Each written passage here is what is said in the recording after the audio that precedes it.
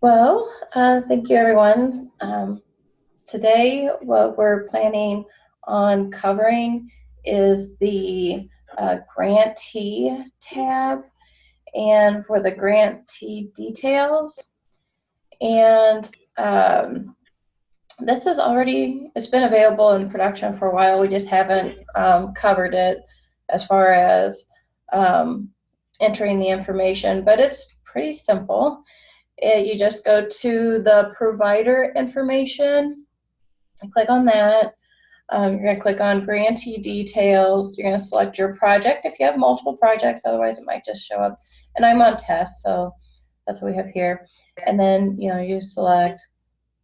And what we wanted to do, we needed to be able to provide an area where we could have a summary of your grantee information, your grant information, and then also provide a summary of the training program information that's entered in here for you and your work sites, so that whenever somebody asks for a report, we can just simply say, sure, and we print it out. So it's pretty simple. I'm logged in as a test grantee that is like at the grantee level, not the super user level. And so I would go to this page and I could click on, wait a minute, I hit the wrong thing, sorry. Hit edit. And you'll see that some of these are grayed out, and that's because that information would be added by Commerce. And so you'll see it's grayed out, and if you need anything updated, then you would just need to contact Commerce and they can update that information, like Tara or Tammy. And then we have the projected enrollment. So we have a little information bubble here that says the projected enrollment comes from your training program information, and so you would need to update the training program to update the projected enrollment. And the actual enrollment are the sum of the enrollments for each of the training programs. Okay. You can enter and update the grant information for address, city, zip code, program name, start date, population, and just a little bit about the overview of your scope overview, and then you can save that information.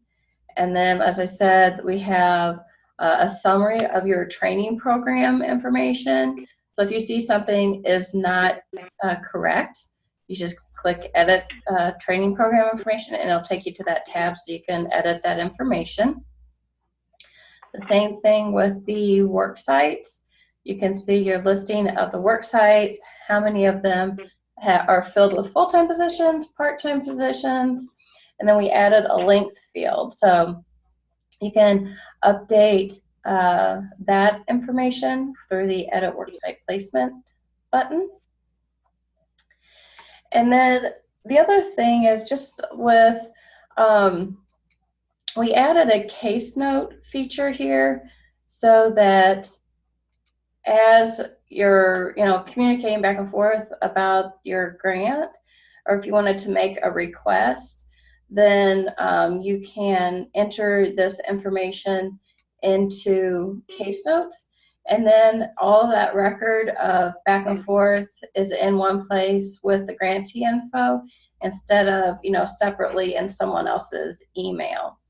So one of the things I just noticed that I'll make sure and have our programmers update is to make sure that this information goes to Tammy or Tara, so you can select them directly. Right, Tammy? Yes. Okay. Yeah, so one thing that would be nice with this is when you update it, if you just click on that and then it'd send us a note saying that you updated your information. Yeah. So that we know that's been done. Yep, and so that way it keeps all the correspondence here in case notes, and like I said, you can send it as a message to Tammy and Tara. So I'm going to have Cody add that. But in the meantime, that shouldn't stop you from going ahead and updating the information in this top area. And then to, just double check that this other information, your training programs and your work sites are correct. Okay. One thing that might impact like your actual enrollments for the short term, I know that Cody is working, that's our Illinois WorkNet, one of our Illinois WorkNet programmers, is working with some of the IWDS programmers to make some enhancements. And so if there might be some disruption with sending information from Illinois WorkNet to IWDS. We're still getting information from IWDS, but there might be a little bit of a disruption time period to send information to the IWDS. That shouldn't stop any of your work in Illinois WorkNet, because once they get finished making those enhancements, then it'll all sync together. So, but I just want to kind of give you a heads up about that. And Natasha, one thing I want to point out, because we'll talk about this in a bit with the IWDS setup, if you can go down to the training provider information. Mm-hmm. This is going to be really helpful for us too, because one of the things that we're going to have to do in IWDS is link your providers to your program. And I think Tara's already asked you for this information, if I'm not mistaken. She couldn't be on today. She had an appointment this morning, but I think she's already asked you as far as who your training providers are for your programs. But with this information in here, then we can look at this and get some of the information we need from this. We have to have like a start and an end date in IWDS, but we can look at this, and then plus we can also verify that what we're putting in IWDS correlates with what you got under your training programs here. So I strongly recommend, if you haven't done that, to fill out your training program information with what's being provided by who. Okay. Are there any questions?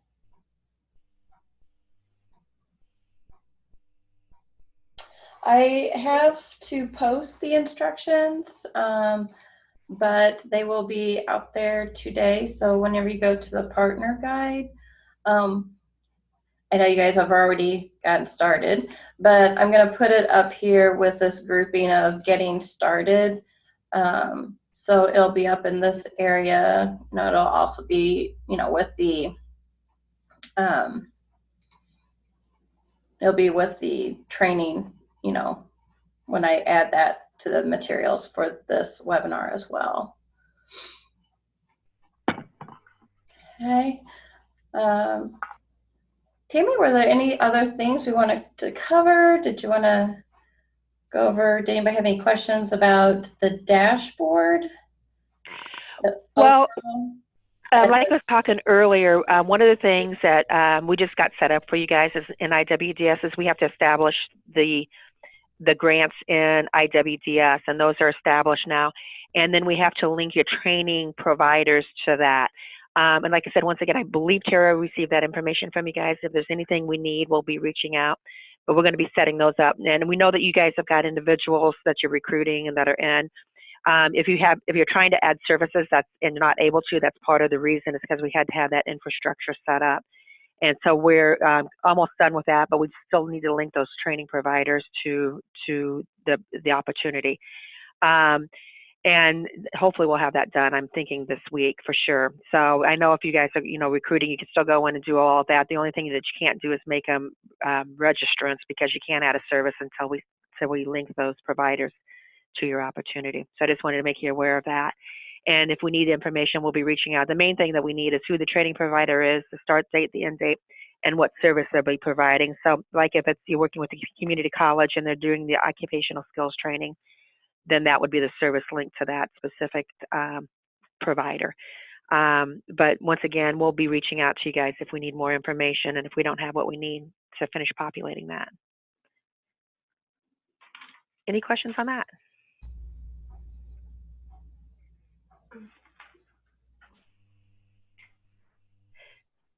No. So yeah, Natasha, go over the dashboard again, just so you guys are familiar, with the whole system and the dashboard. The dashboard is one of the things as we're moving forward when we're looking at your grants, we're going to be going over somewhat frequently to see where you're at. And Natasha will kind of go through what we'll be doing with you guys on a somewhat regular basis on these calls. Okay. Yep. Okay. Just want to make sure I wasn't muted. Okay. So with the intake dashboard, or I'm sorry, your dashboard, and the intake form status. So you can see we have 80 people that have completed it. And then they move on down to the next area, which you have 33 people that are, you've completed the intake review piece for suitability, and that looks like we have, a grouping of people that still need to go through and do that intake review, and then as well as the eligibility review. So those are some open items. So when you look at your dashboard, go ahead and, if we can try to clear those people out of this intake review section, then that is good. We need to get those people moving through. As part of the intake review, you would need to, submit the intake form or to IWDS. But hold on, ignore this.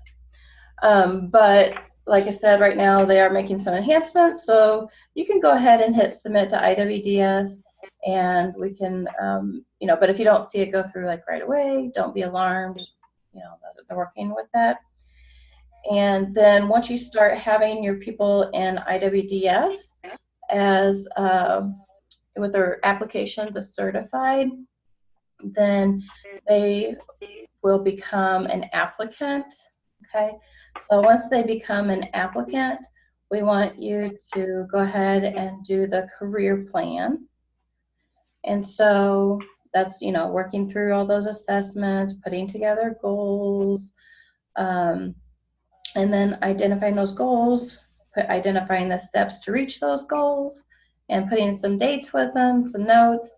And then once you do that, you can export that list from the career plan, and you'll have the information that you need in order to enter it into IWDS. Because now remember, the LNA WorkNet piece of it is more of the communication tool as far as what we're going to do.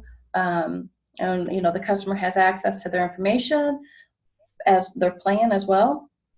And the IWDS is the actuals piece. So once you start entering in the actuals into IWDS, they'll sync up with LNA WorkNet, and they'll populate and update those steps within the plan.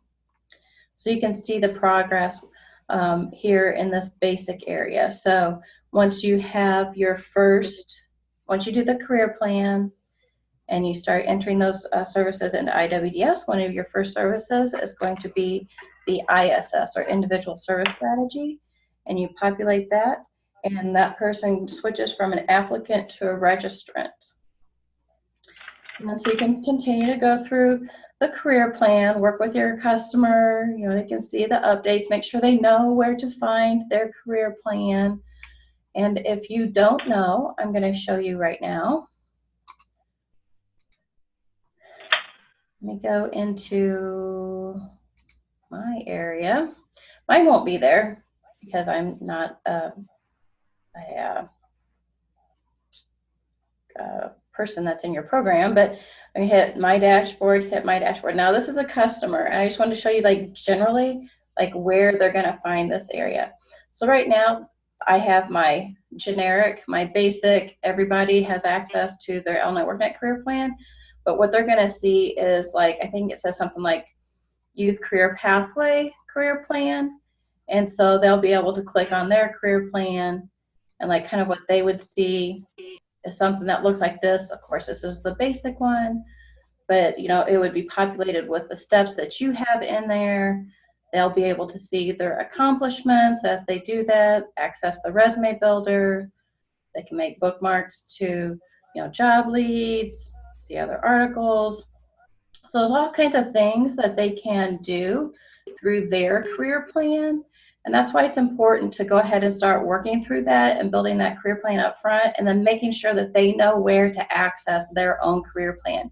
Because Only WorkNet is the communication tool to work with your customer and, you know, give them like the updates and so forth. And then, you know, as you have your actuals that are coming in from IWDS, then you'll start populating some of these areas, and some people are already doing that, so that's awesome. And then you have your Exeter information. So that's just like your, well, however long it took me, 5-minute overview of the process, just kind of your summary of the tools. Are there any questions? And like Natasha said, as we're moving forward, the red and the yellow areas are the areas that you need to, you know, obviously look at frequently. And we do have, you know, the 5-day timelines on all of this. So this is WorkNet is where you need to go and just make sure that you're on task with what you're doing, and you're communicating, and you're doing the career and development plan for your customers. And so this is, like I said, a real easy way for you to identify what needs to be done with specific customers. And one of the things I want to talk about, and we can have we'll probably have Jim Potts on just to do a recap on the IWDS data entry. But one of the things I want to mention to you guys again is in IWDS, we have what's called same-day services, and case management is one of those. So as Natasha said, when you're going into IWDS, the first 2 services that should be open is the ISS, which is the career plan, and the career plan actually resides in our WorkNet system. So the ISS needs to be open in IWDS, and that is the career plan. And then the other one that should be open is your case management. And case management is a same-day service. So every time that you're doing case management with a customer, there's something that's called a new episode, I believe it's what it is, at the bottom of the screen. So instead of adding another case management service, you just update that service, and you add a new incident or new episode. And then you type in your case note and put your notes in there. You know, your case note in there, and it changes the end date. So with your case management, you know, really you should only have, if you're looking at it printed out as far as all your services, there should just be one case management service line. It's just that every time that you're doing case management, you're doing the same day service, you're changing the end date, and then you're adding your case notes. And that's the same way with any of the same day services, that you can add just a new episode and you don't actually add a new service. And I hope that makes sense. And like I said, we can go through this some more with you guys. We'll have Jim on to discuss that with you guys and do a refresher, because he talked about that, I know, in the training. Any questions on any of that? Natasha, anything you want to add to that? I do have a question, Tammy. Yes. So I know you mentioned a little bit ago that as far as individuals that are registered, can we still do that in IWIDS? Like, yeah. For example, if we have individuals certified and we're looking at enrolling them because programming started. They will have to complete the intake form in Only WorkNet. Right. Yeah. And we can associate that application. Well, okay, so are they in your LWIA, or are they in 90? They're in 90. So do you already have them in as application and certified? They're already in as customers, so they're requirements, and we're looking at get them certified and then register. Yeah, so once you go through your eligibility and get them certified, now the registrant, if you have problems with that, let me know, because that's what we're setting up right now, is the association between your opportunity and your providers. We do have some registrants I noticed on, actually no, this is a test one. I forgot that we were looking in the, it's not an actual live data screen. But so once we get those associations set up between your providers and your opportunity, then you can add them. But the problem is right now is we don't have those partners set up in IWDS to your opportunity. So you need to have a provider that's doing the services. So when you're adding the service is linked to a provider that's linked to your opportunity. Does that make sense? So when you mean provider, that's like a service provider? Or it could be you. So an example is... Yes, okay, it'll be us. Yeah, so, if you're doing all of it, then you're the provider. And, if you're doing occupational skills training, because you're going to do case management, everybody, the grantees, all of you guys that actually are the fiscal agents with the grants should have an ISS and a case management. and you're probably doing some support services like transportation, maybe some tutoring, mentoring, whatever. And then some of you guys are doing the training internally, then some of them are partnering with other providers, so like a community college. So if you're partnering with a community college, then that community college would potentially be doing the occupational skills training. So then when you enter the information, then it's linked to that provider as occupational skills training is what they're providing. And then in yours, then it shows all of the other services, that's related to what you guys are doing. But once again, if you're the provider that's doing everything, then everything will be under you as the provider. Sounds good. That make sense? Yes. Okay. And like I said, we're hopefully going to have all of that finished this week. We just got all the grants set up. It was one of those, we got to get this one linked in and set up so that you guys can get them registered. You can, applications can go in still. You can get them certified. It's just adding that service is where we have to make sure that this is set up so that service can be added. And then once you add a service, they become a registrant.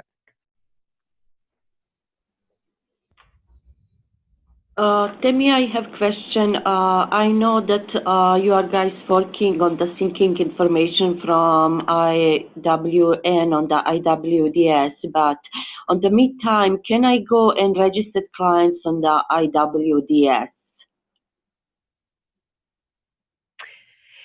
So, and Natasha, this hopefully should be fixed. They should have it up and running here soon. So basically you start in your WorkNet system and you put in your application and your career plan and all of that's there. So once the application is entered in WorkNet, it syncs back to IWDS.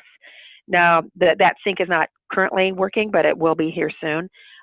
If you, and Natasha, correct me if I'm wrong, if you want to go ahead and get a customer in, you could enter the information directly into IWDS, but we still need to have that information. Will that link back to WorkNet if the application's entered in IWDS? What it is, it might be right, they might be working right this very second. I just don't know. You can complete the application. If they're not already in only WorkNet, and they're not already in an IWDS, then have them complete the application. Do the intake review. That's that. If they are already in IWDS and you're working with them, then just keep entering in the services like you normally would anyway, and they will populate only WorkNet. It's not hard. It's just you just do your business like you normally do your business. And the only difference is that if you send it to IWDS like right now, it may not populate IWDS immediately right now. I mean, or it might be, they might have already made their updates. So I'm just giving you a heads up that I know they were working on some stuff, and so there might be some disruption. So, just know that you just keep doing your business like you normally do your business, and everything will be synced up. Okay, thank you. Mm-hmm. And then I just want to remind you too, and I know we've had conversations about this like in depth, but everybody knows that the TABE testing is changing. At this point in the game, you should really be transitioning to the 11-12, and not because the 10-11 sunsets the end of June. So you should not be using 10-11 because you have to pre-test and post-test with the same test. So I just want to strongly recommend that if you haven't transitioned, you need to transition to the 11-12 for pre-testing. Because if you pre-test with 10-11 and then you try and post-test them in, October and November this year, you're going to have to pre-test them again with the 11-12. So I'm just trying to save you guys some effort to make sure that you're pre-testing in the new TABE.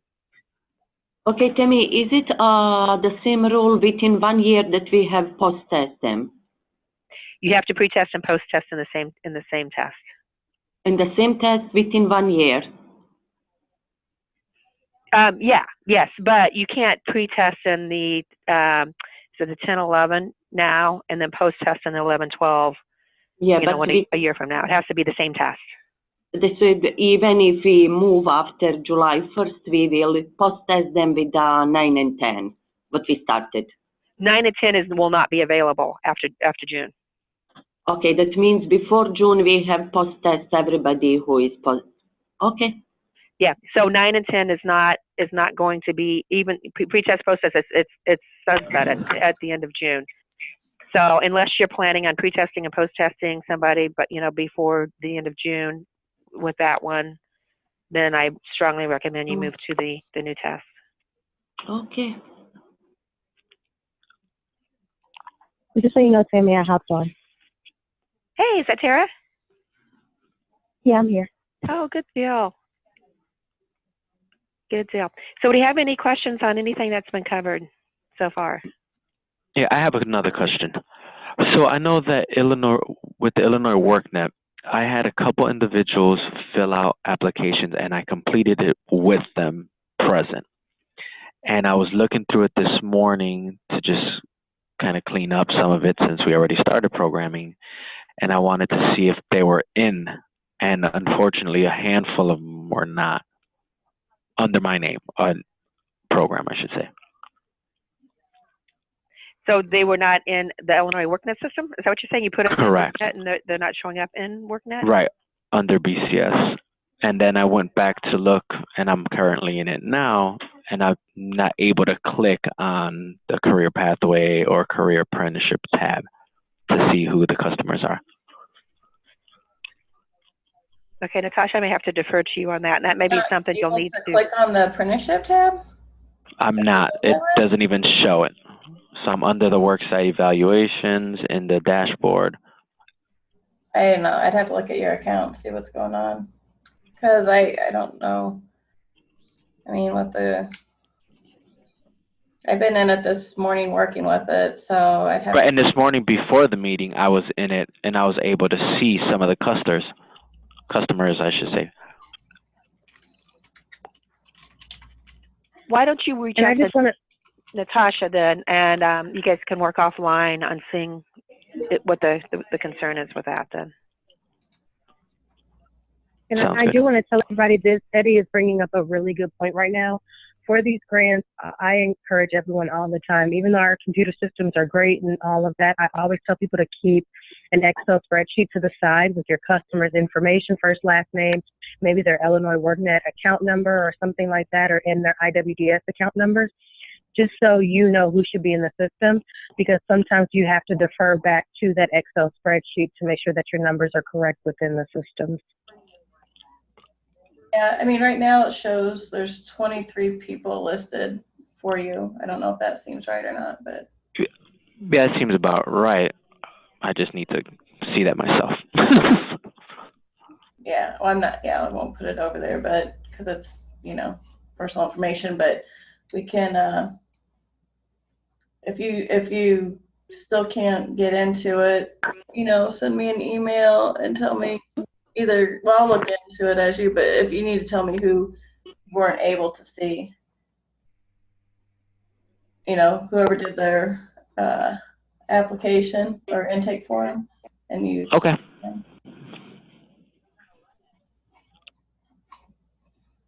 So. Sounds good.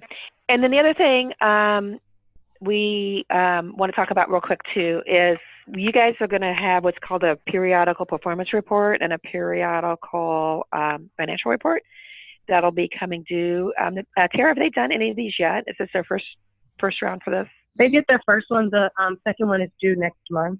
Okay, perfect. And so in IWDS, when you're in, and I know this gets confusing because we bounce between the two, but in the IWDS system, which is our official reporting system, there is under reports, there is a plan versus actual.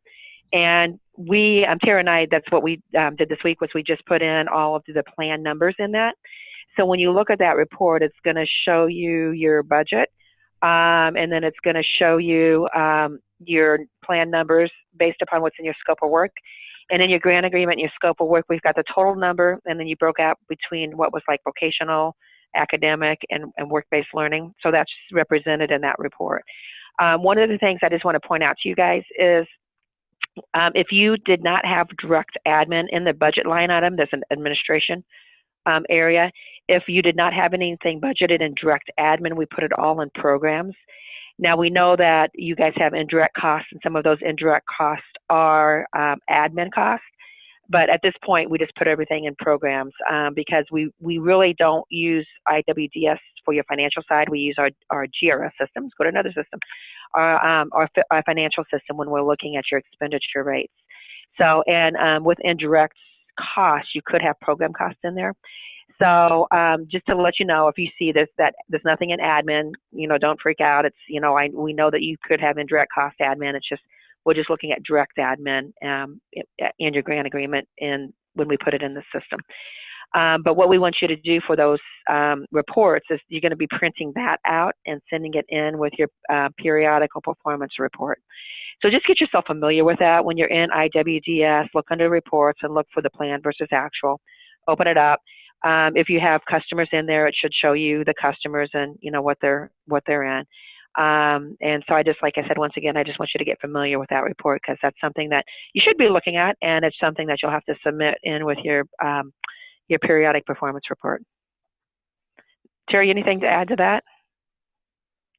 No, that's it. Just everybody understand, and that would go under the cover sheet for the PPR. So the first time you guys send it off, the PPR cover sheet was blank or there wasn't anything behind it.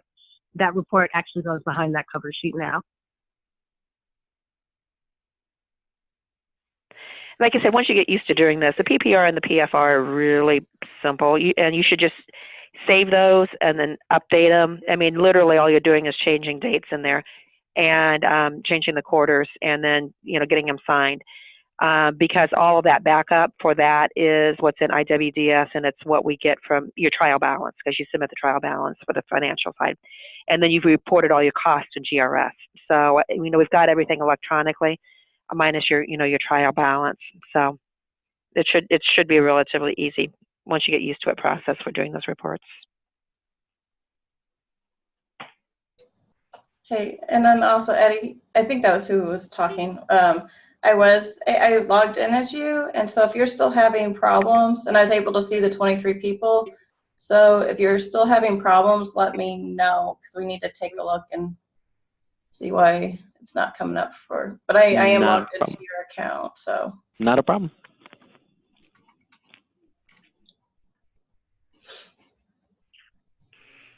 Sammy, Okay. Natasha, did you guys go over the grantee detail page and the Julio report? I just want to kind of know where we are. We went over the grantee detail page. Do you want them to go over the Julio report yet?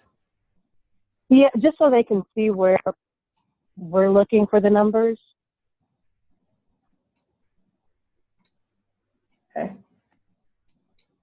And then lastly, we'll go to each agency and just kind of do a brief, where you guys are and what's your numbers, so that way we can kind of stay on top of that. Get back over here.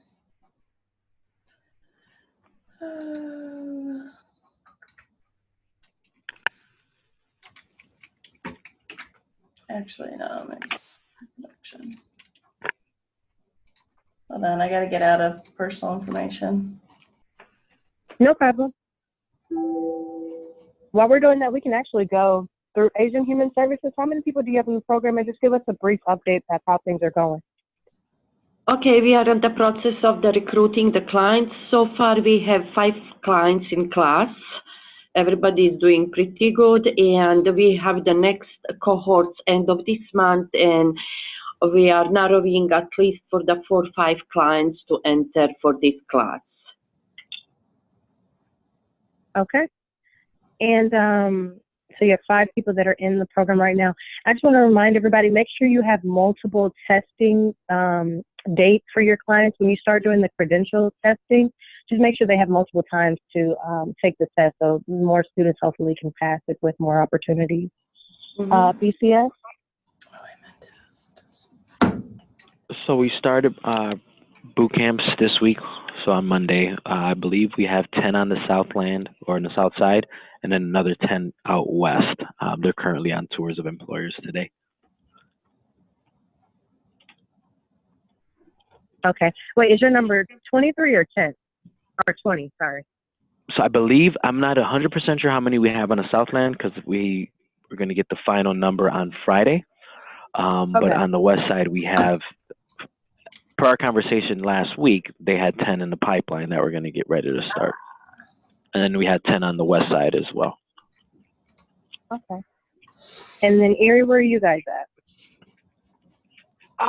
We're doing good on recruiting, and we're gonna hopefully start like the testing in the next month or so. Okay. How many do you have kind of that you have your eye on? How many students? From the outreach, they're saying about 20. I mean, he's saying about a good 20 students that they have in the pipeline that are going to be coming in for testing. So hopefully we'll get all of them. Okay. And then can you remind Melissa that we are, you guys had a meeting with a dean and we're just waiting on the response from that meeting. Okay. I saw your email. Okay. I'll remind her. Thank you. Just to send us something short and sweet, how it's going, and then just what the next steps are. Okay. Sarah, how are you guys doing at Peoria? We're doing well. We have 17 students in our course this year, and right now we're working on getting them all placed and working, doing their pre-apprenticeship with an employer. We currently have 7 placed, so 10 more to go. And of course, they've done all of their TABE pre-testing. Our students have been going through and getting their credentials and certifications while they're here in school and in class, and now they are ready to go out and start their internships in the workforce. So we're hoping to make those good connections with area employers in the Peoria area, find them a place that's a good fit for both the student and the employer, hoping that this work-based learning experience will turn into full-time employment upon their graduation. And is it an internship or is it a paid work experience for those 7? Most of them are internship, not being paid at this time. Maybe paid, you know, if they take on extra hours outside of class time. So like if they worked evenings or weekends or over their spring break or into the summer. But most of the placements are just kind of like a job shadowing opportunity. Okay. Check with Carla on the budget regarding the work-based learning, because we just did a modification for the last grant, and we had to add in the paid portion of it for the students, because, you know, in order to spend it down. So I just want to make sure for this grant, if we need to go ahead and pay the students now, then great. We should do it at the beginning. So just check in with her with the work-based learning amount and just let us know. Just send us something, you know, back and let us know if how you guys are going to spend it. If not, you know, if it's going to be internships, then how would you guys spend that 20% of the grant?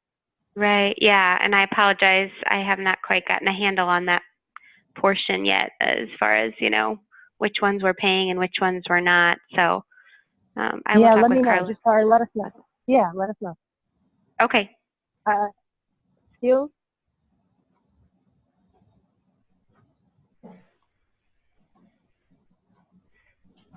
Let's see, while we're waiting on skills, who's left? Metropolitan. Hi, Tara. It's Lupe. So our next cohort begins March 25th, and we have 21 students so far. March 25th, and you have 21 students? Mm-hmm. And we're still working and recruiting. Awesome. Okay. And then there's one more group I'm missing. Oh, skill. Oh, OAI, duh. OAI and skills, whoever's on.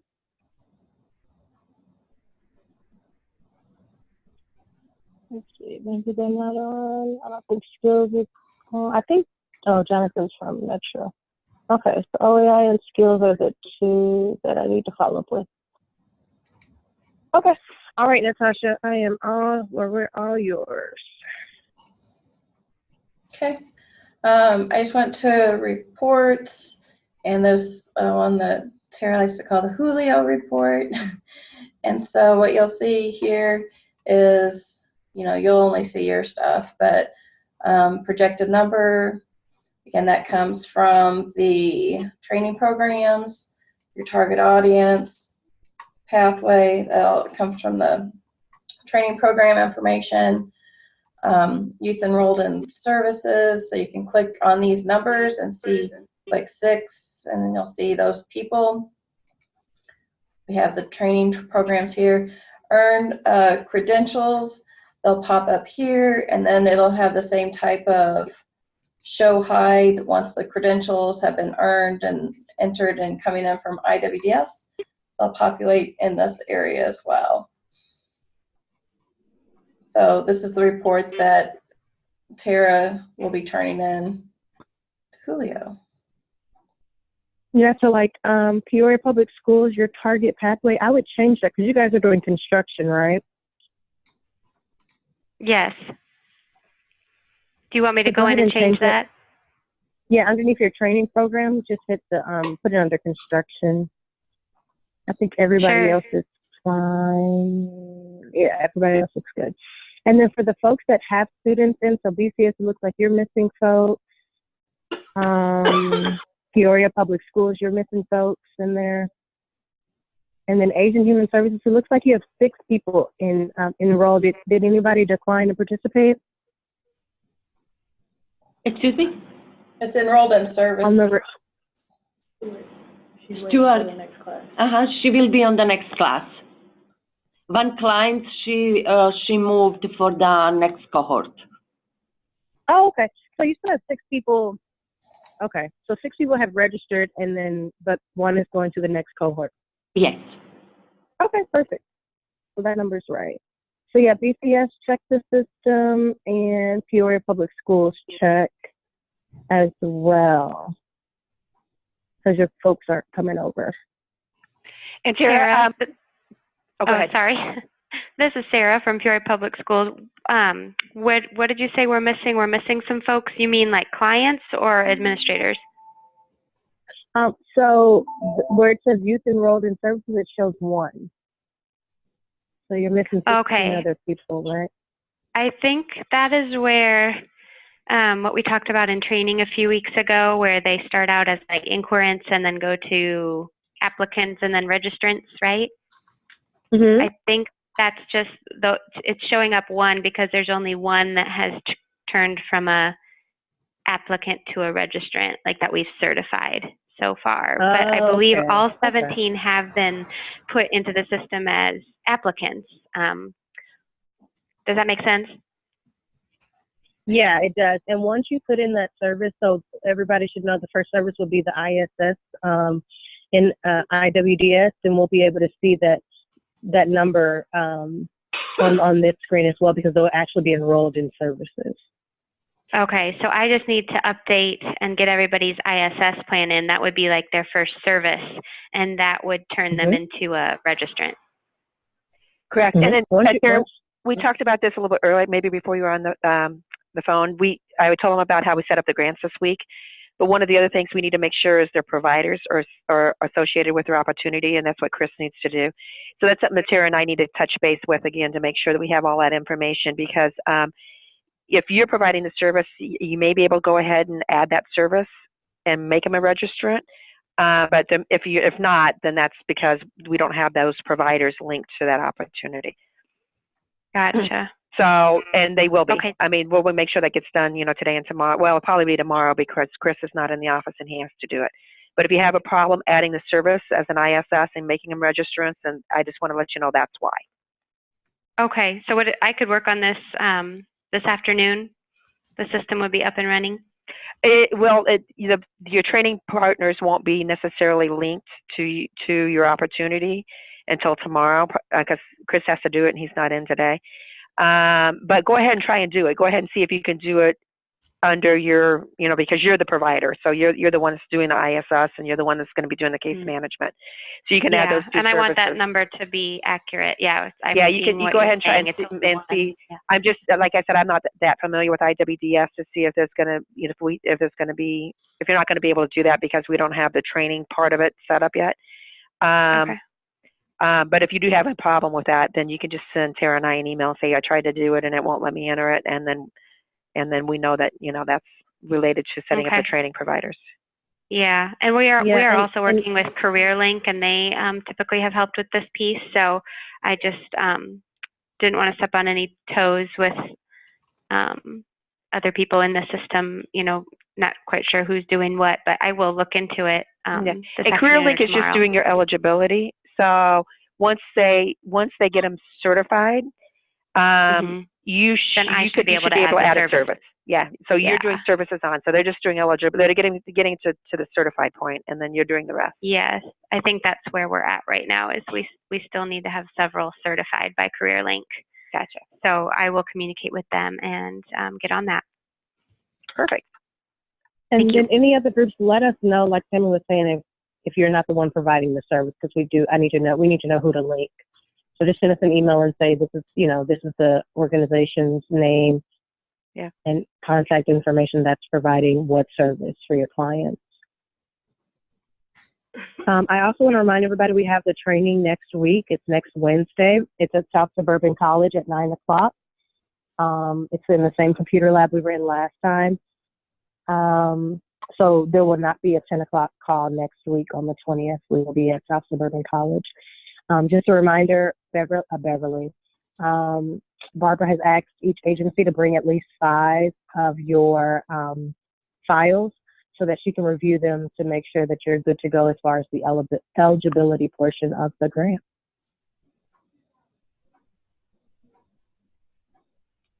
Great. Yeah, this is Sarah from Peoria Public Schools. I will be there with my files because I'm really eager to make sure I'm doing this right. So thank you for that. No problem. Anybody else have any questions? We have about 10 minutes before. I want to ask one question also regarding entering services like transportation. I usually up 3 months if the clients receive transportation. I don't want to close and open services every time when they come. Is it okay to keep for the 3 months open transportation, close and again open? Or you want me to keep from the first day until maybe I stopped issuing transportation to clients and close the services? So if I'm understanding correctly, something like transportation, you would just open it, and then when you're done providing that service, you would just put that close date. Yeah. But don't put, transportation in for this week, next week, and the week after. Just put one service line for transportation. Okay. And I do think transportation has that add an episode, so it's kind of like a same day service. So I do believe that transportation, you can add an episode and put in your case notes, and then that changes the end date. Yeah, I will see. Okay, thank you. But put some notes in there as far as if you're giving them a bus card, if it's a gas card, just let us know what it is in the notes. Yeah, definitely. Anyone else?